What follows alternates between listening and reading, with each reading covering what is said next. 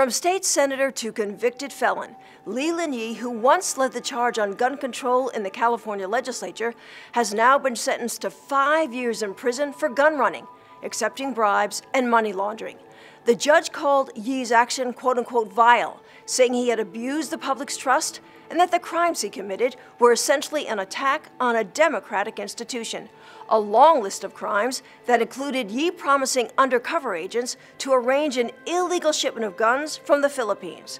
I covered the story when it first broke back in 2014, and the cries of corruption and hypocrisy that were heard back then stand true today.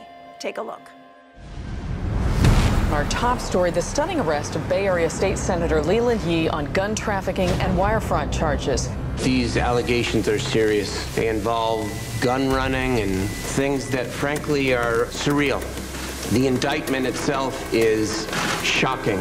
This investigation had been going on since 2011. So a very good question is what took 3 years? That raises a question of fairness to Leland Yee and fairness to the public.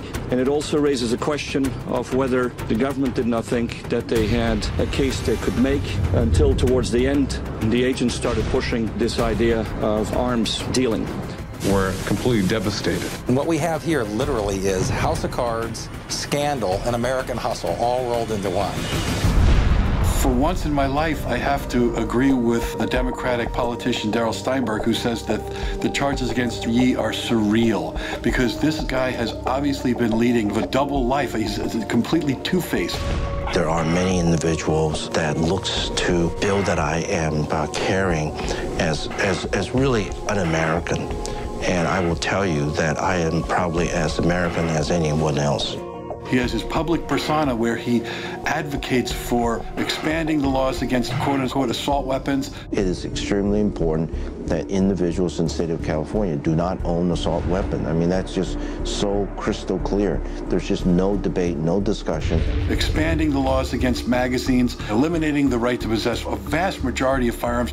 He has been a gun control fanatic in California. He's been a leader in pushing gun control down the throats of Californians. You don't want to allow the bad guys to be able to have a weapon that will continually shoot out bullets. And now it turns out he's conspiring to ship illegal guns internationally, to be an arms broker with gangsters and organized crime figures. He is an epic gun control hypocrite, and there have been a lot over the years.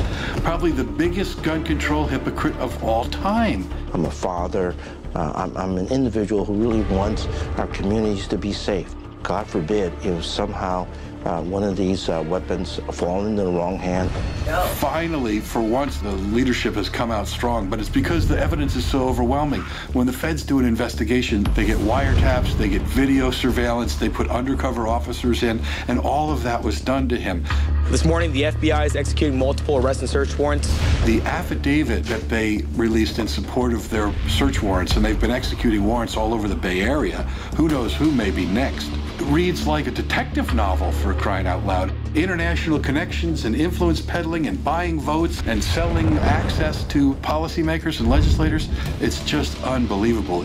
And he's looking at hundreds of years in federal prison for the things that he's done. I'm afraid that it's sort of just the tip of the iceberg about some of the corruption that we're dealing with in Sacramento. We've had a fall recently, come under indictment recently for influence peddling up there, and I just don't think this is the end of it. But all I can say is it couldn't happen to a nicer gun-banning jackass. When a guy does this kind of thing behind the scenes, while in public he's claiming to advocate for government transparency and public safety through all the counterproductive gun control laws that he was pushing.